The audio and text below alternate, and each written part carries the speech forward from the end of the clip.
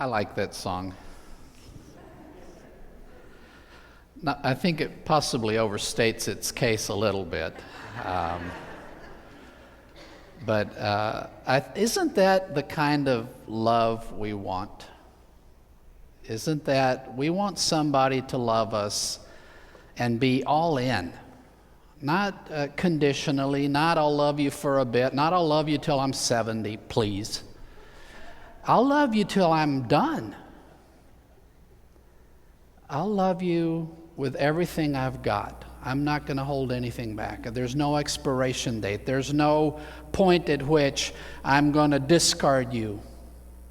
And the thing I don't like about the song is sometimes death does part us, and that doesn't mean it's the end of life. God continues to have meaningful things for us. So, okay, they overstate that part. But I think it expresses what we're looking for. Don't we want to be loved that way? And don't we want to find somebody we can devote ourselves to like that, where we just belong to one another?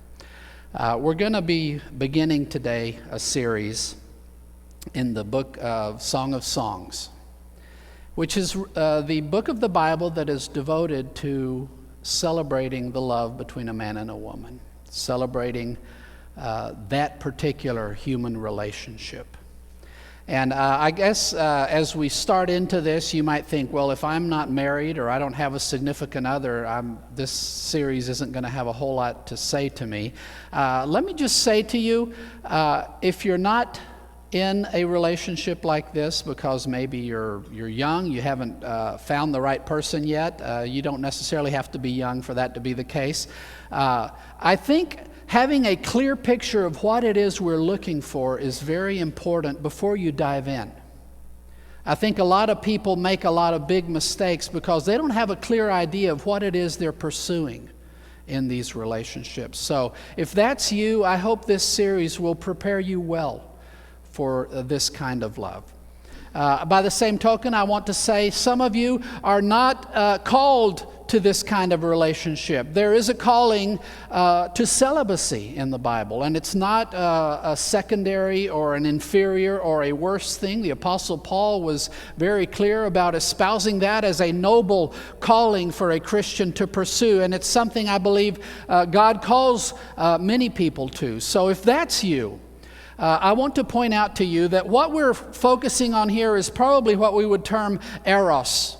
And we look in the Greek, there are helpful terms for different types of love. There's phileo, which describes brotherly love, family type love. There's agape, which is kind of the highest and noblest, the selfless, sacrificing love that will give up its life for an enemy.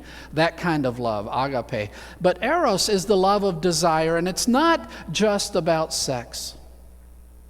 In the circumstances that we're describing here, it is about courtship, and sex is an important part of it. But eros is about focusing on a person that you just say, this is just the person I was looking for. And it can be a very close friend.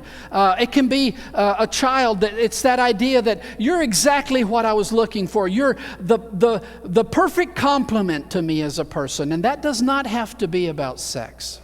So I think you can glean things from this, even if your calling is one to celibacy. This idea of love that impacts another person in this kind of way in which you're drawn to one another and make each other's lives better. I think it has applications beyond marriage, although that's obviously the focus of this book. So don't check out. Pay attention to what God's going to be saying to you through this series. And you might wonder, why is a book like this in the Bible to begin with? Why a collection of love songs? And some of you might think that that's inappropriate. That shouldn't be in the Bible. We shouldn't have love songs in the Bible. It should be about spiritual things. It should be about praying and fasting and other kinds of things like that. I think it's very important that God has put this book in the Bible. And as we read the Bible, God's prophets and messengers have a whole lot to say about sex. And a constant problem through the whole Bible is people exercising sex in ways that are destructive and damaging.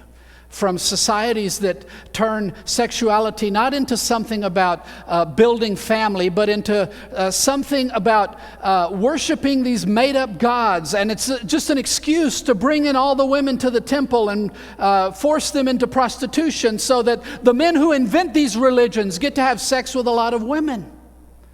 And these are the kinds of things that God is constantly condemning through His prophets. There are many ways in which our sexuality can hurt us deeply. And sex is God's gift to us.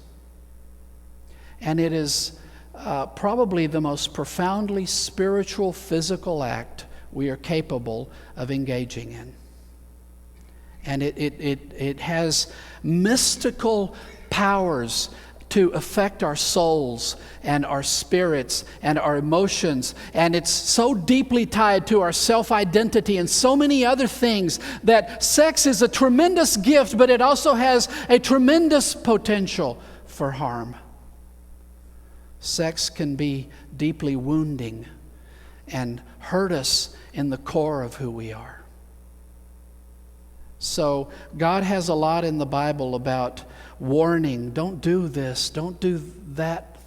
Don't approach your sexuality this or that way, because these things hurt. These things harm. And I think it's fitting because we have so much warning that we might be left with the wrong impression that somehow God is angry about sex, that somehow God is offended by it, that He finds it gross or distasteful or something that He would rather not be aware of. I think that completely misses the point. I think that's completely false. I don't think God looks at sex that way at all. He invented it. He designed Adam and Eve for it before sin became a part of our lives. He talks about it before they sin. Talks about the two of them becoming one. So, I think it's important that God put a book in the Bible that celebrates this kind of union, this kind of thing. And this book is not about all the bad stuff, although there are words of warning in the book. But this book is a celebration of the good thing God has given us in our capacity to express love to one another in this bigger picture of what this connection is meant to build in our lives. So it's fitting that we begin with the beginning of love. So I've titled my first message, Starting Love Off Right. A good way to build a good love is to start it off right. Get it off in the right direction and on the right footing. And I think that's where we begin the song. Although we kind of jump right into it, we are beginning the song with the birth of love, the beginning of courtship.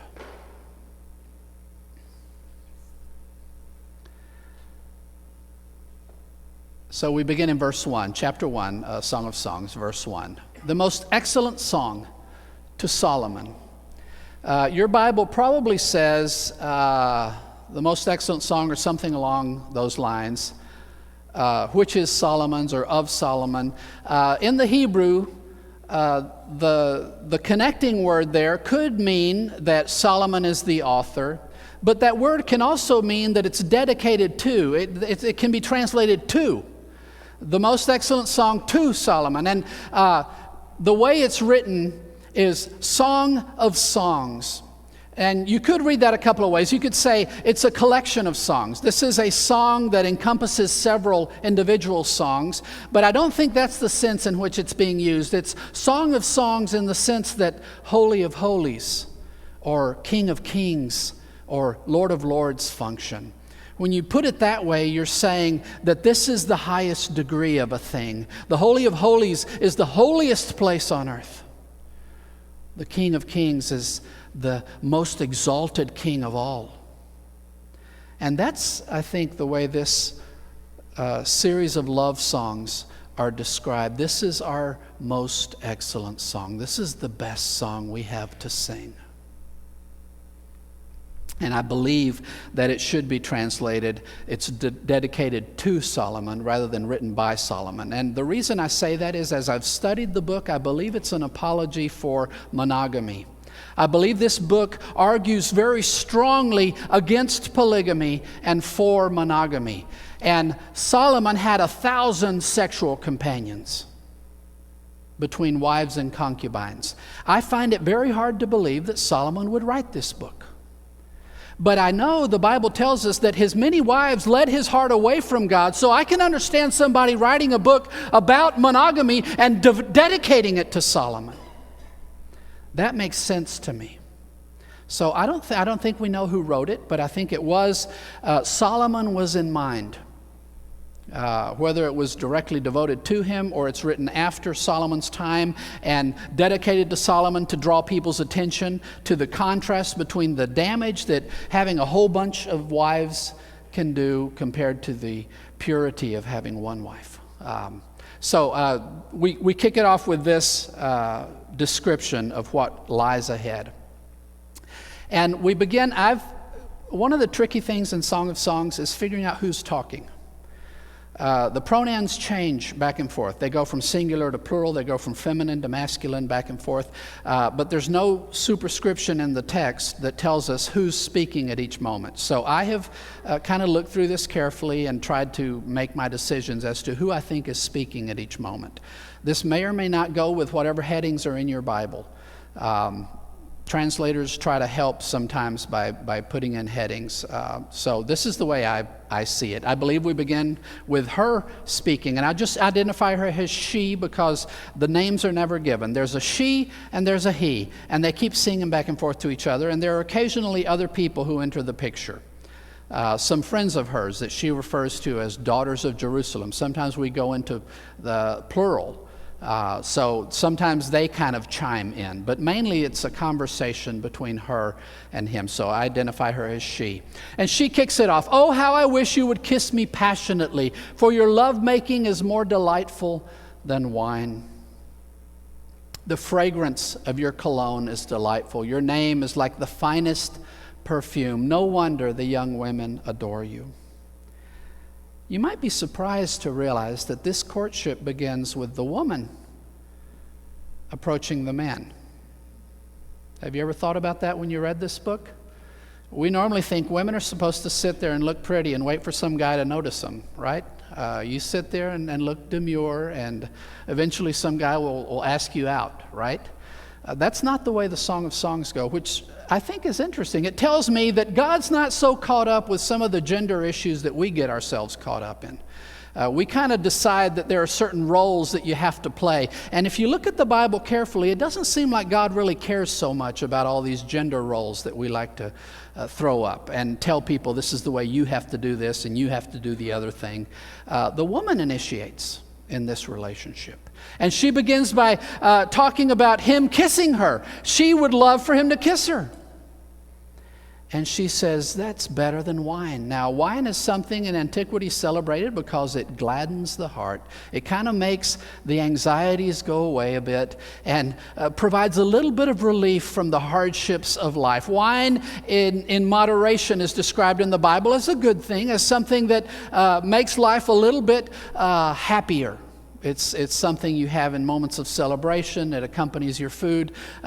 Drunkenness is thoroughly condemned throughout the whole Bible, but wine is not burdened by a whole lot of negative, constant connotations in the Bible. It's often used as something good. And she's saying, your love is better than that. Now, if wine makes you happy and makes life a little bit more bearable and whatever, you're much better than that.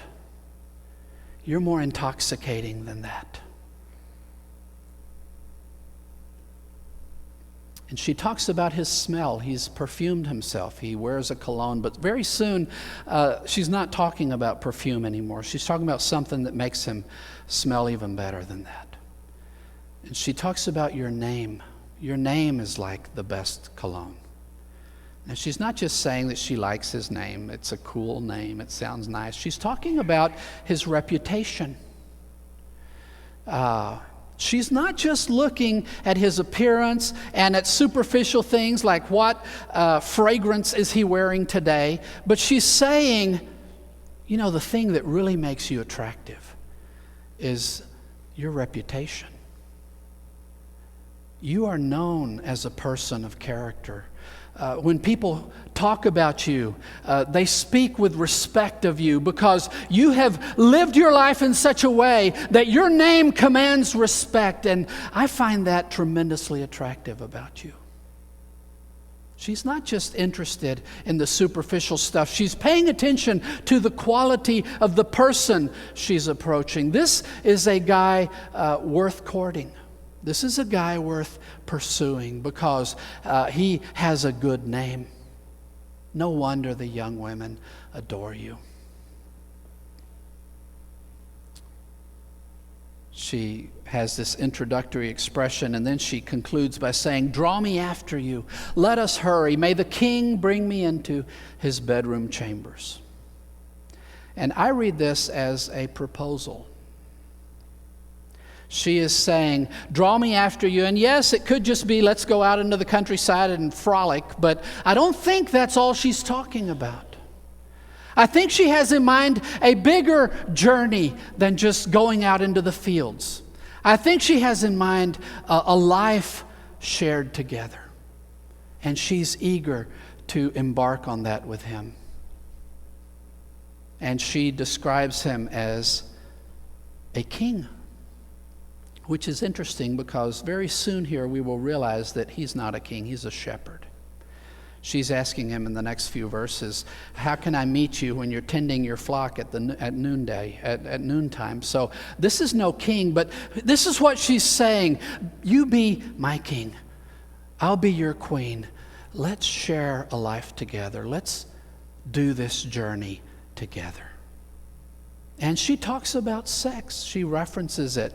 May the king bring me into his bedroom chambers. Let us share a bed and a life. I read these opening verses as a proposal. And again, wow. You might think, wow, how forward of her. Isn't the guy supposed to be the one proposing? Sometimes the woman has a better head on her shoulders in these matters. Sometimes men kind of doubt forever and they hem and haw.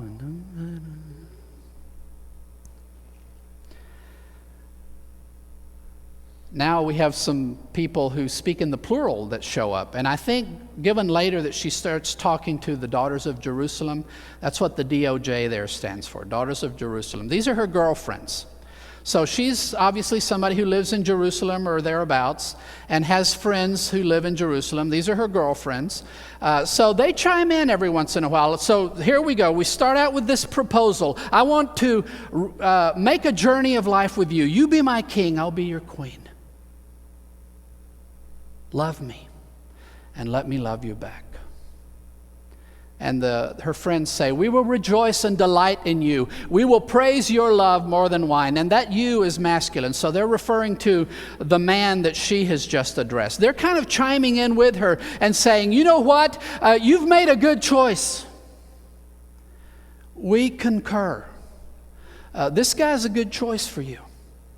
And we're happy for you. We're with you in this. And we celebrate your love with you. And isn't that what great friends do? When you find a person that's good for you and that's the right person to share your life with, don't they just get happy with you about it? Don't they celebrate your love? And they also concur with her estimation that this kind of love is far better by far than anything wine can give you.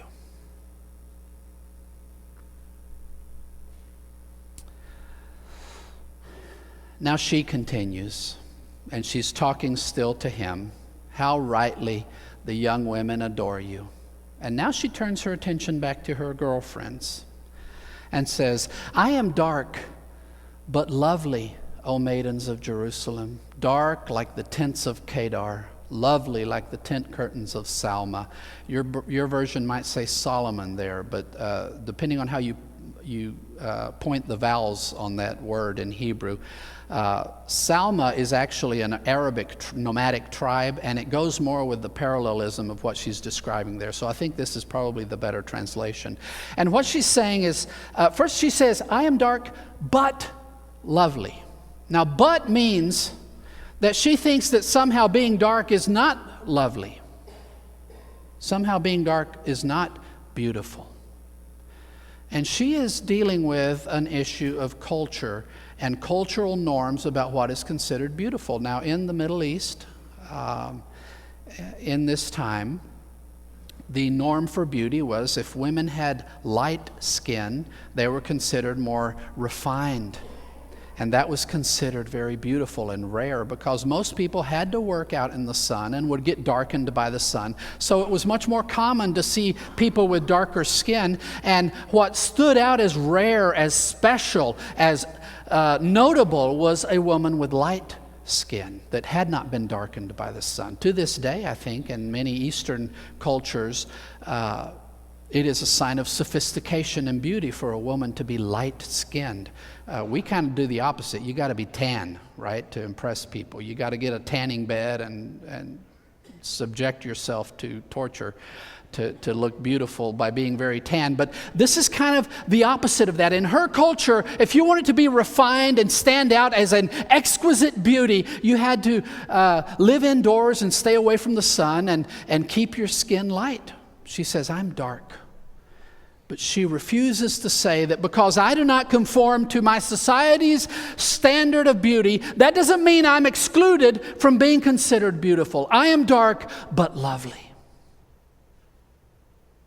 She's somewhat defiant and says, yeah, I don't meet the standards of my culture in terms of beauty, but that doesn't mean I'm not beautiful.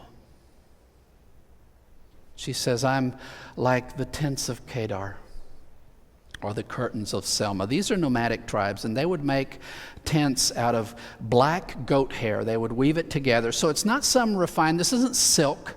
This is something very earthy. It's a strong fabric, but it's striking. If you look at these tents out in the middle of these desert places where these Arabic tribes would live, there's something stark and beautiful about them. She says, yes, I'm dark, but I'm dark like that. And maybe I'm not refined, but I am beautiful in a defiant kind of way. Do not stare at me because I am dark, for the sun has burned my skin. My brothers were angry with me. They made me the keeper of the vineyards. Alas, my own vineyard I could not keep. She kind of playfully uses a word play here, because in Hebrew the idiom to describe anger is to say that you burn. So she says, don't stare at me because I'm so dark. The sun burned me because my brothers burned at me. And it's not that they hated her or anything. She's being playful about this. But yeah, my brothers forced me to go out and work the family vineyard. They forced me. I couldn't sit home all day twiddling my thumbs. They were angry with me and forced me out to tend the family vineyard. So I think she's being playful about it and playing with that idea of burning. But she's saying, I had a responsibility to my family. Somebody had to take care of the vineyard. So I spent my time out there under the sun, making sure that the plants were doing okay, that the parasites weren't destroying them, there weren't insects killing the fruit, and making sure that we had good grapes and that the vineyards were in good working condition. And because I served the needs of my family in this way, because I cared for the vineyard of our family, I couldn't take care of my own vineyard. In other words, I couldn't keep my skin from the sun.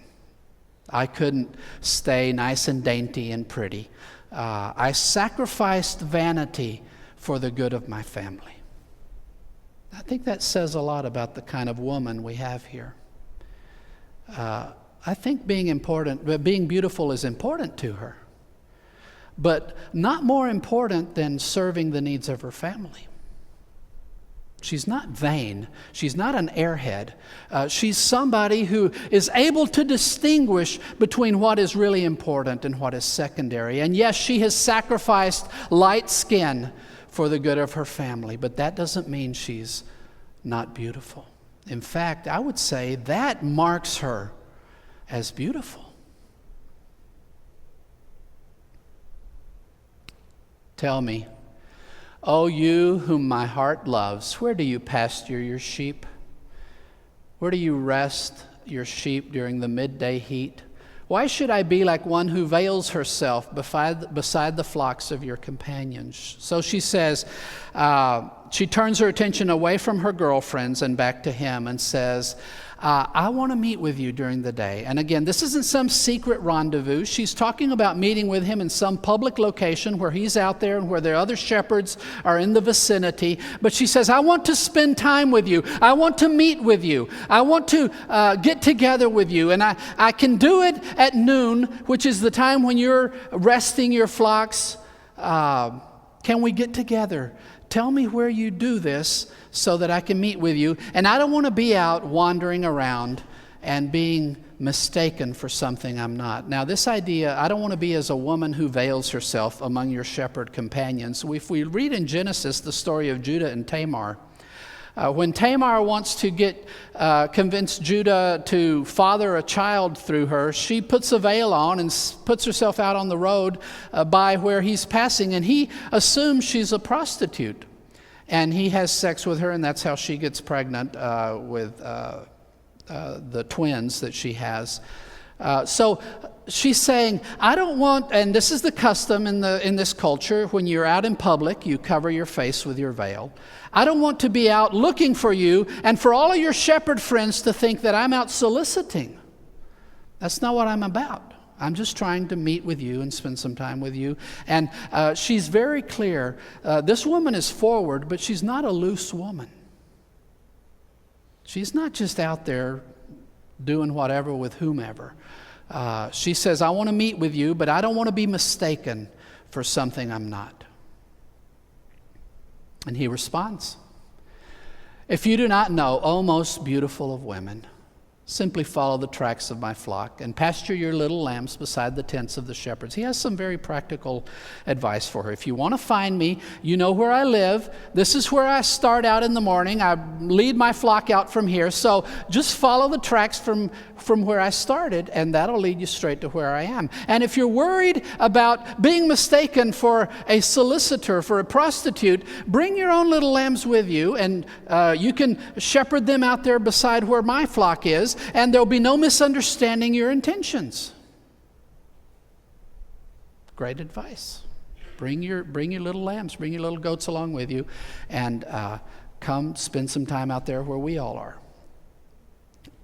And I love that he's already describing her as the most beautiful of women, because she's just been expressing some concerns about her beauty.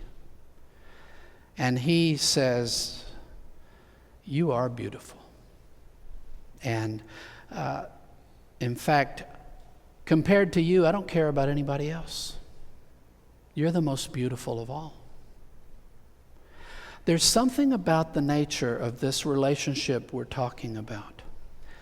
There's an exclusivity about it. There's a zeroing in on the one person, so that person becomes the focus of all this desire and love.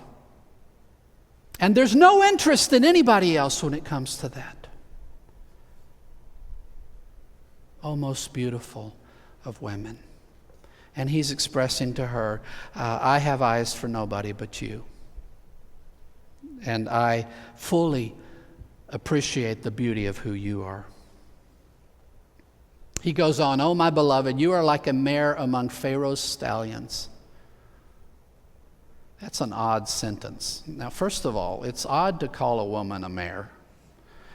We don't think of that as a compliment. But try to think, and almost all of the imagery throughout the book of Song of Songs is very much the imagery that a shepherd or somebody who works in the fields of Israel would use. All the imagery is drawn from the countryside of Israel. And you need to think, when these comparisons are made, what are the kinds of emotions that a person associates with that object or that animal or that kind of thing?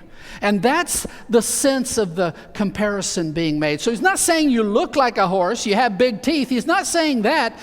He's saying, when I think of you, I think of a mare, not just any mare. And if you think of domestic animals that are used for different things, isn't the horse at the top of the chain? Kings don't ride donkeys. They don't ride oxen. They don't ride pigs. They ride stallions. They ride horses.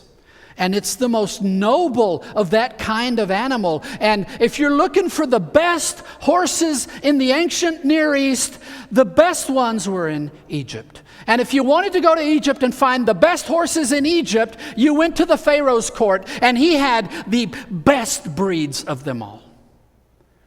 So he says, you're like that. And isn't a mare a thing of beauty? The strength, the natural elegance that this animal has, the confident stride that it has. He says, these are all the things I think of when I look at you. You're fit for a king. But he says, you're like a mare among Pharaoh's stallions. And that's an odd thing, because they didn't use mares to pull chariots. They used stallions for that. And what he's pointing to here is the idea that if you have stallions that are kind of lackluster and lazy and not terribly interested, if you bring a mare in front of them, they will suddenly perk up. They will be interested. They will be not nonchalant. And he's saying, I am driven to focus on you, and I am driven to desire you and to want you, and that makes me stronger. That makes me better. And isn't this the experience we have when you discover that person and you fall in love? Doesn't it really affect your level of interest, your level of incentive to be better? Don't you groom just a little bit better? Don't you walk a little bit, stand a little bit taller? Don't you try a little bit harder to be better? He's saying, that's what you do for me. Your love makes me better. Your love makes me want to be better. He points out how she's adorned herself. Your cheeks are beautiful with ornaments. Your neck is lovely with strings of jewels. He's appreciative. He doesn't just talk about the jewelry, but he talks about the parts of her that they are highlighting. The whole point of jewelry is not jewelry. It's to help you appreciate the beauty of the person they adorn. And a wise man makes note of the woman he loves and anything she's done to present herself as beautiful. He says, I love the way you've adorned yourself, your earrings, your nose ring, whatever it is you're using. I think it's great. I love it. And now the daughters of Jerusalem chime in again. We will make for you gold ornaments studded with silver. So they say, all right, I'm glad you noticed her earrings. We'll give her even better ones. And there's again this sense that her friends are with her in this. Her friends are behind this. And friends, when you have a friend who is entering into a good relationship like this, be supportive and encourage and provide what you can provide to make things easier for your friend. And she goes on, while the king, again she's referring to her shepherd, as a king. While the king was at his banqueting table, my nard gave forth its fragrance. So I think she's returning, in a sense, the compliment he just gave her. He says, you wake me up, and I want to be stronger and better because you're around me. She says, you, my king, just lying there, just being there, make me more pleasant.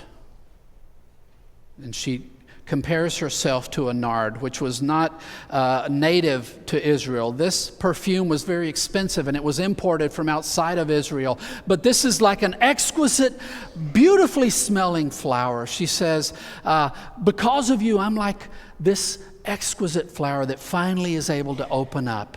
And finally, the beauty of its smell is made available. And maybe she's saying, man, I've been so hung up on myself, and I know I'm not light-skinned, and maybe I'm not beautiful the way people think I should be, and maybe that has kept me kind of locked in, but your attention, your love, your presence in my life has somehow freed me to be beautiful. We can have that effect on one another. And a man's love can help a woman realize she is beautiful. And help her stop being so scared. And help her open up. And let the fragrance of who she is be known. That's what she says he has done for her. My beloved is like a fragrant pouch of myrrh spending the night between my breasts. This was a practice in antiquity. They would take the resin from the myrrh and mix it with oil and form these little cakes or little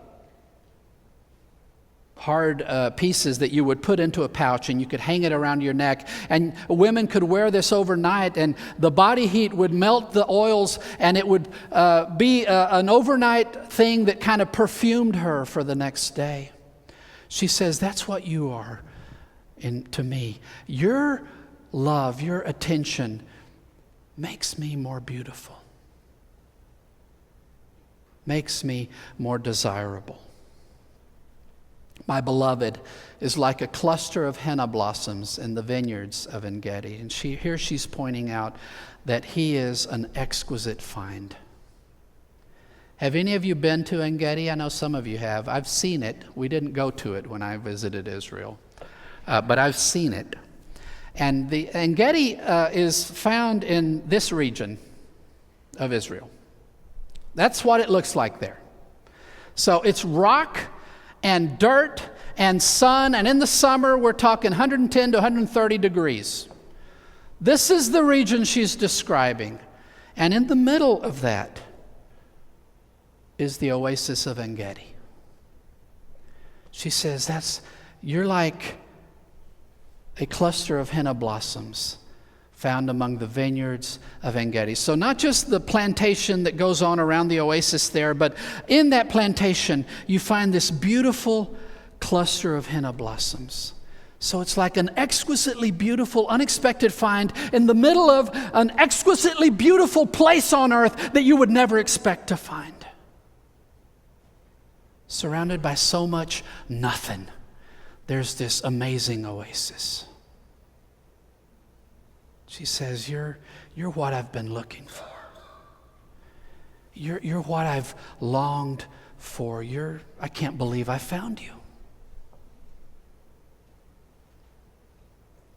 He responds, oh, how beautiful you are, my beloved. Oh, how beautiful you are. Saying it once isn't enough. He's got to say it again. You're gorgeous. He praises her eyes. Your eyes are like doves. Now, in a culture where when you went out in public, you covered your face and really you allowed people only to see your eyes, it's common in the ancient Near East, there are a lot of things where men are praising the eyes of women, probably because they didn't have much else to talk about.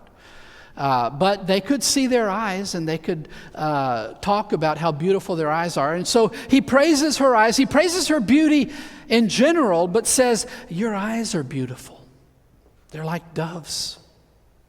I don't know if he has in mind the fluttering of a dove's wings, but there's something about a dove that is elegant and simple and pure. Isn't there? Those are the kinds of things, he says, when I look into your eyes, that's what I see. I see somebody honest and clean and real and beautiful.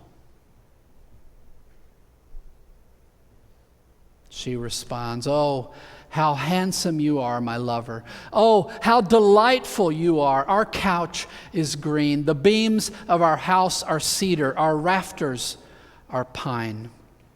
With all this talk, you might be thinking they're just wanting to go to bed. They just want to have sex. That's all they're talking about in this song. And that's not at all what they're talking about. I mean, well, it is what they're talking about, but that's not all they're talking about. She's not talking about just having sex. She's talking about building a home. And she can see it already. She says, our bedroom is marked by luxuriant foliage. Now, this is not something that you would literally do in any Israelite home.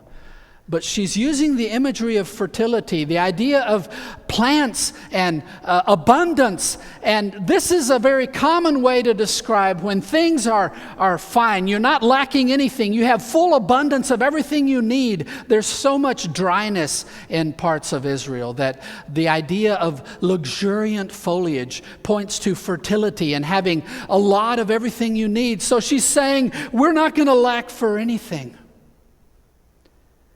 And I can see a large family ahead. I can see that we will have a fertile life together. And the home we're going to build is going to be rock solid. She says the beams are going to be cedar. Now that's the material Solomon used to build the temple. That's the best wood you could find. She says, this is the kind of home we're building. It's going to stand with cedar poles and rafters of pine or juniper. She's describing what they're going to build together. She can see it already. She says, I'm a meadow flower from Sharon, a lily from the valleys. Now, some translations, and I think the King James did this, so it's kind of stuck since then, translated this as rose, but that's not the kind of plant that grows in this area. So it's not a rose of Sharon. It's just a meadow flower from Sharon. She says, this is who I am. And again, she's using imagery that's beautiful, but it's not the refined type stuff. It's not the cultivated flowers. It's not an exquisite orchid that blooms once a year. She's just says, I'm a meadow flower. I'm a lily that grows in the valleys. These are the best approximations. Well, this is the plain of Sharon. And these are what people suggest she's talking about. This would be what you would call the rose of Sharon, that kind of flower. And this would be the lily. If you're having trouble sleeping, you can make tea out of that. It's pretty good. So she's saying, she's not claiming to be something refined or high society, but she's saying there's a beauty to the simplicity of who I am. And how does he respond to that? Like a lily among the thorns, so is my darling among the maidens. I love that he takes how she describes herself and says, okay, that's who you are. But if that's who you are and that's your beauty, every other woman in the world is a bramble. You're still by far the best there is. You see, that's the kind of love that God wants us to pursue when we talk about sex. Sex is not about seeing how many people you can get. Sex is about finding that one person and then stopping the search. You find that one person, and that's your lily. And everybody else is a thorn. You don't want anything to do with anybody else. There's an exclusivity to this. There's a zeroing in, a focus, a laser focus on that one person. This is the object of your desire, nobody else. I'm convinced one of the greatest social plagues of our time is pornography, because it attacks the very core of our sexuality and makes it not about focusing everything we have on that one person. It makes it about focusing the whole world on our greed. And if that's something you struggle with, you need to get serious about getting it out of your life. Because you will never discover the joy that God has for you in sexuality until you free yourself from that complete inversion of the way God designed sex to work. Sex is meant to draw you into this intimate, core-deep bond with one person. And pornography will train your brain and all your chemicals and everything about your body to do it completely the other way around. It's all about drawing the world into you. There's a better way to do it, and this is it. You find that one lily, and you decide everything else is a thorn. She returns the compliment. Like an apple tree among the trees of the forest, so is my beloved among the young men. You're like a beautiful fruit tree in the middle of a forest of nothing I'm interested in. She continues the metaphor. I delight to sit in his shade, and his fruit is sweet to my taste. She says, the fact that you reciprocate and that you want me makes me feel safe.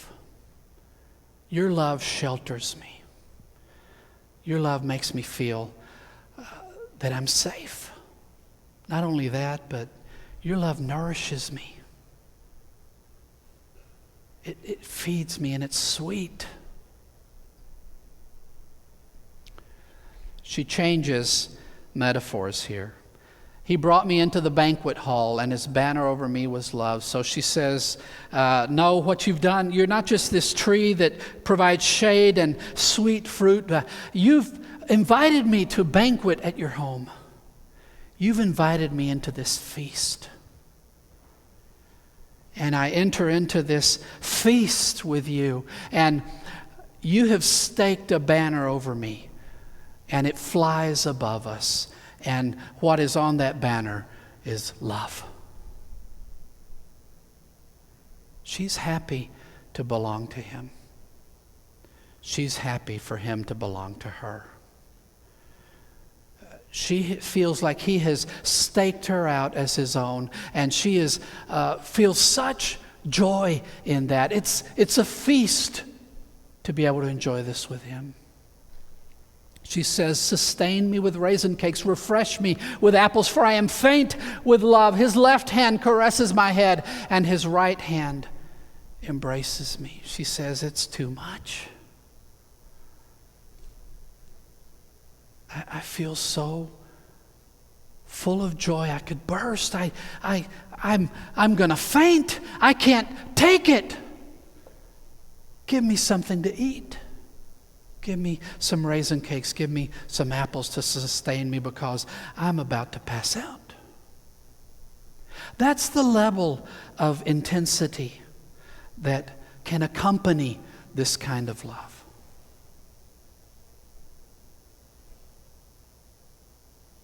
And he holds her close.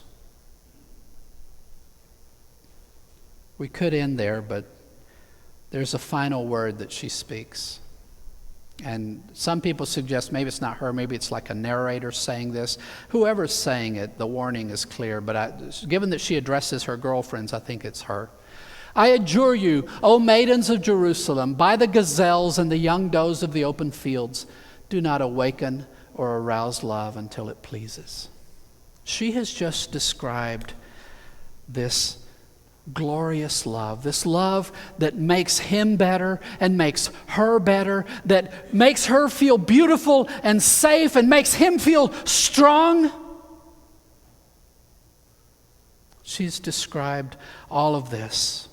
She's talked about their future together, about building a home together, and something permanent and stable and glorious. But she ends with a word of warning to her girlfriends. And she appeals, binds them in an oath to the beauty and strength of nature itself, gazelles and does of the field.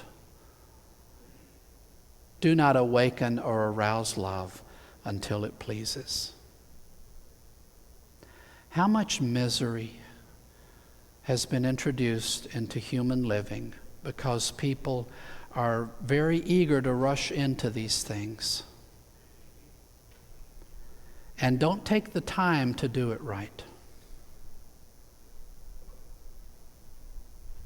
You know, she begins their courtship talking about building a home. She begins their courtship talking about a fertile bedroom. Don't we in our society have it backwards? In our society, we start with sex and then living together, and then you start thinking about maybe getting married, right? And we wonder why it's such a mess. But this song ends with a warning. Don't get ahead of yourself. Don't run ahead of it. And don't settle for anything less than this. Don't get into something just to pass the time. Don't waste time with that. Find the right person and pursue meaningful, lifelong love. Don't settle for treating this like a pastime. Don't reduce your sexuality to simply a pursuit of pleasure. It's much more than that.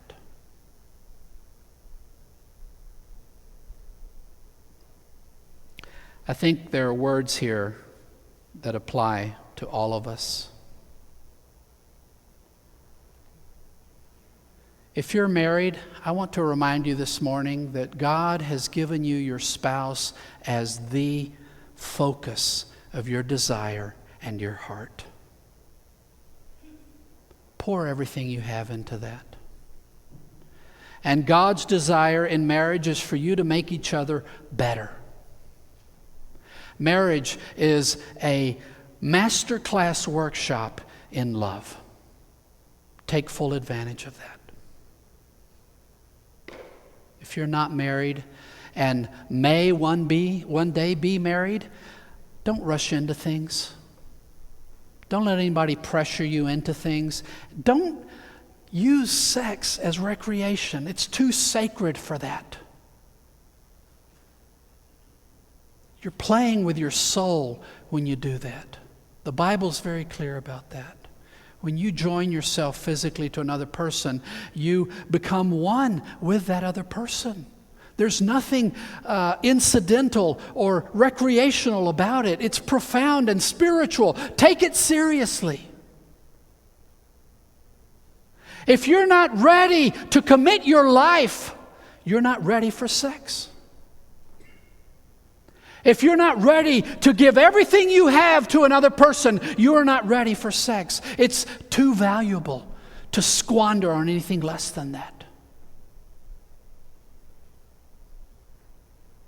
There's a reason we wait until marriage to consummate sex.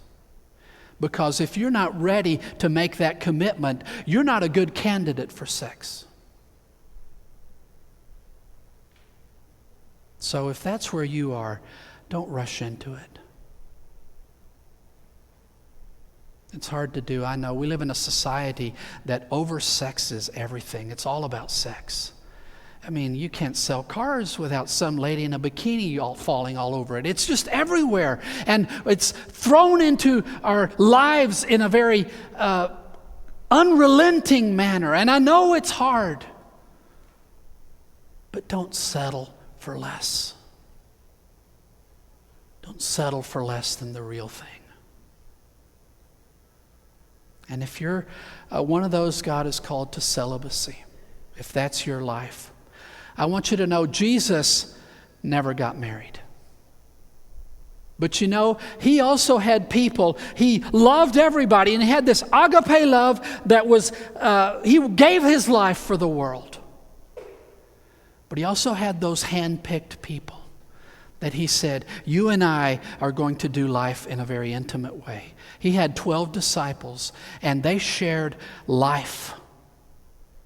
And they were handpicked. So there is that aspect of your life, even if you are called to celibacy, that there are people who will be handpicked and will be just the right connection for you to really delve into deep friendship that has nothing to do with sex, but does have to do with this reciprocal kind